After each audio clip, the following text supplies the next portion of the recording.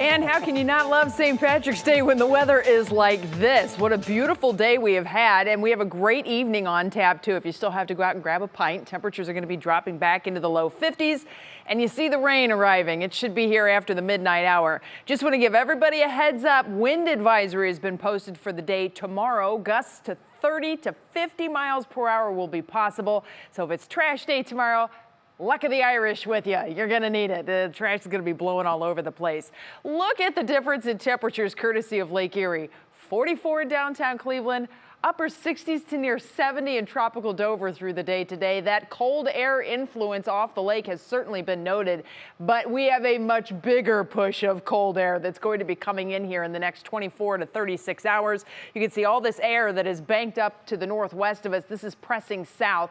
At the same time, there is a huge kick of energy coming out of the Four Corners region. That is once again the driver of the atmosphere in the eastern part of North America at this point, and that source of energy is firing up massive thunderstorms. Big tornado outbreak happening right now in the deep south and areas of the southern plains. You can see there's snow in western Oklahoma. They've had big supercell thunderstorms out to the east, and it's Alabama that's really been bearing the brunt of this, now moving into Mississippi. This is a live look at where the active alerts are right now, and all of these little red and purple boxes, those are active tornado warnings. You can see how many there are. There's even some here in southern portions of Missouri, and this whole storm system is going to slide through the Tennessee Valley tonight, and by tomorrow morning the cold air begins to approach. So you can imagine we have a lot to talk about. Here's your National Designer hour-by-hour forecast. We have the rain that is moving in as we go through the night tonight. That is going to set us up for a soaker tomorrow.